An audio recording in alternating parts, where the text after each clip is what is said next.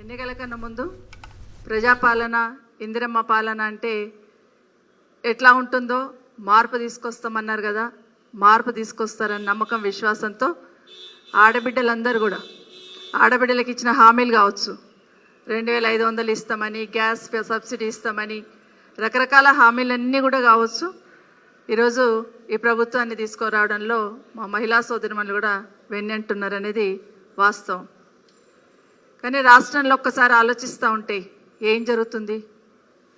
రోజు ఉదయం లేస్తే ఏ టీవీలో ఏం వార్త కనిపిస్తుందో, ఏ పేపర్లో ఏం వార్త వినవలసి వస్తుందో అని అమ్మాయిలున్న తల్లిదండ్రులైతే వణికిపోతున్న సందర్భం చూస్తూ ఉన్నాం.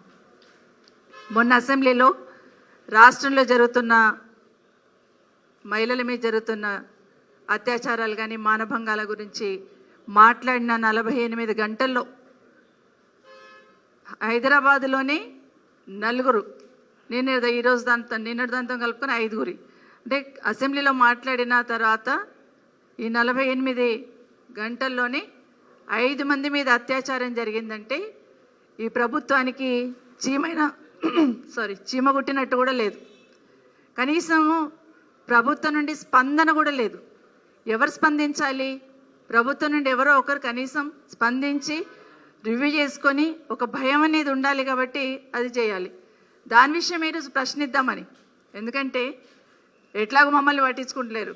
కనీసం రాష్ట్రంలో ఉన్న మహిళల మీద జరుగుతున్న అత్యాచారాలు, రేప్ కేసెస్ ఏవైతే ఉన్నాయో అసెంబ్లీలో మాట్లాడుతున్నప్పుడు, అసెంబ్లీ నడుస్తున్నప్పుడే మరొక 5 ఇలాంటి సంఘటనలు జరిగినాయంటే ఎక్కడ రాబట్టుకోవాలి సమాధానం?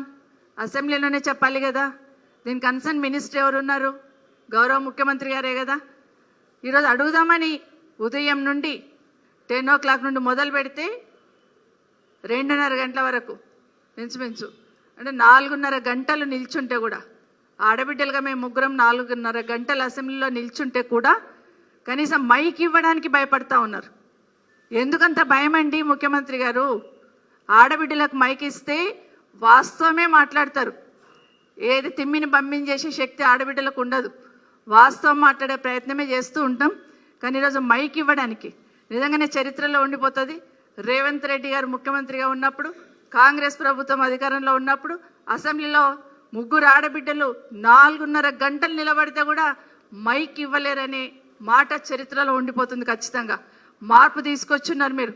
నిజంగా నా సీట్ సైడ్ చూస్తూ ఉంటే, ఈరోజు ముఖ్యమంత్రి గారు కూర్చున్న సీట్ సైడ్ చూస్తూ ఉంటే ఎలాంటి మహానుభావులు నా సీట్ మీద చూసాం కదా. ఒక రాజశేఖర రెడ్డి గారిని చూసాం, చంద్రబాబు నాయుడు గారిని చూసాం, కేసీఆర్ గారిని చూస్తున్నాం, రోషయ్య గారిని చూసాం, కిరణ్ కుమార్ రెడ్డిని చూసాం. ఇంతమంది ముఖ్యమంత్రులను అక్కడ చూశాను కదా. అక్కడ ఎవరన్నా ఒకరు అందరు కనిపించారు ఈరోజు మాకు. అక్కడ వాళ్ళు ఉండుంటే అయ్యో ఆడబిడ్డలు నిల్చున్నారే, ముందు వాళ్ళకు ఒక అవకాశం ఇవ్వండి, మిగతా తర్వాత మాట్లాడదామని మాట్లాడేవాళ్ళు. కానీ మేము నిల్చుంటే వాళ్ళ మొహాలలో రాక్షసానందం కనిపించింది. ఆశ్చర్యం వేసింది నాకు. ఒక్కరికైనా కనీసం ఒక్కరికైనా గిల్టీగా ఫీల్ అవ్వలేదు. 4:30 గంటలు ఆడబిడ్డలు నిల్చున్నారే అని ఒక్కరైనా గిల్టీగా ఫీల్ అవ్వలేదు. పైగా రాక్షసానందం పొందుతున్న విషయాన్ని ఈరోజు నిజంగా చాలా బాధ అనిపించింది. నిజంగా చాలా ఈరోజు ఒక విషయంలో ఈరోజు ఎస్సీ వర్గీకరణ ఏదైతే ఉందో, ఆ రోజు ఈరోజే కాదు 40-50 సంవత్సరాల నుండి నేను ఇందిరారెడ్డి గారు ఉన్నప్పుడు కూడా చూసేదాన్ని. ఎస్సీ వర్గీకరణకు దండోరా వాళ్ళు వచ్చినప్పుడు ఏ విధంగా మాట్లాడేవాళ్ళు, ఏం మాట్లాడేవాళ్ళు. ఆ రోజు నుండి చేస్తున్న పోరాటం ఈరోజు సుప్రీంకోర్టులో వర్గీకరణకు అనుకూలంగా వచ్చిన తీర్పు ఏదైతే ఉందో, బీఆర్ఎస్ పార్టీ తరఫున సంతోషాన్ని వ్యక్తపరిచాం, హర్షం వ్యక్తపరిచాం.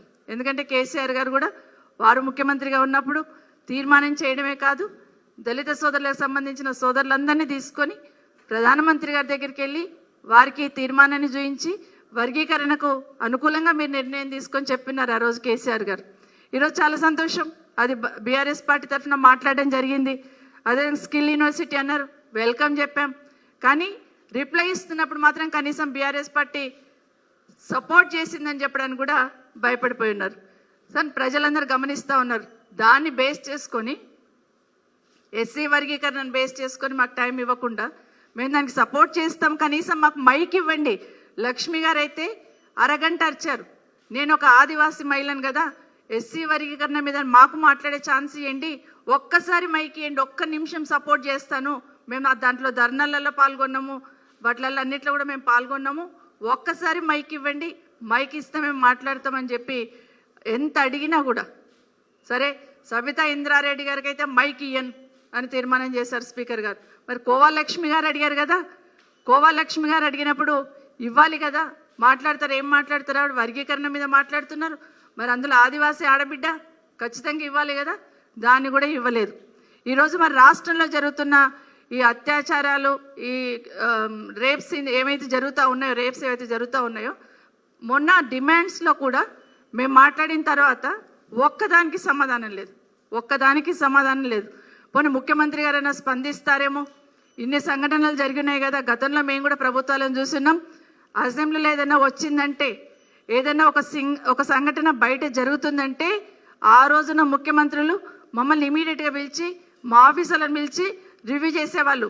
ఏం జరుగుతుంది ఇక్కడ, అసెంబ్లీ జరుగుతుంటే మీరు ఏం చేస్తున్నారు, ఎందుకు ఇంత నిర్లక్ష్యం వహించినారు అని అధికారులను ప్రశ్నించేవాళ్ళు. కానీ ఈరోజు ఆ స్పందనే లేదు. అసలు ఈ ప్రభుత్వము మొద్దు నిద్రపోతుందనాలా, లేకపోతే చీమైన కుట్టినట్లేదనాలనేది అర్థం కావట్లేదు.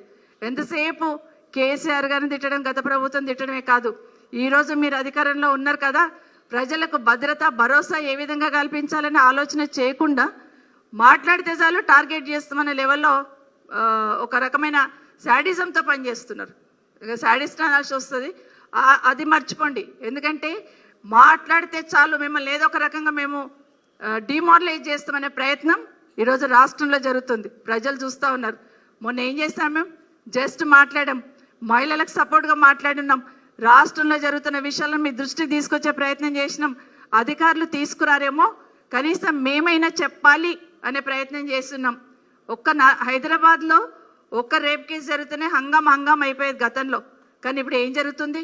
ఈ మూల కోట అంటారు, ఆ మూల కోట అంటారు, సాయంత్రం వచ్చేసరికి లెక్క పెట్టుకోవాల్సి వస్తుంది. 1, 2, 3, 4 అని తలంచుకోవాల్సిన అవసరం లేదా? హైదరాబాద్ సిటీకి ఉన్న గౌరవం ఈరోజు తగ్గట్లేదా? హైదరాబాద్కు ఉన్న ఇమేజ్ ఈరోజు పోవట్లేదా? అది మీకు ఆలోచన లేదా? అది దయచేసి ఇది ఆలోచించండి. మేము మాట్లాడతాం, ఇవ్వండి అని అడుగుతున్నాం. ఒక్కసారి మాకు మాట్లాడే అవకాశం ఇవ్వండి అని ఎంత చేసినా కూడా కనీసం 4 గంటలు నిల్చున్నాం కదా, కనీసం మనసు మారుతుందేమో వీళ్ళకి.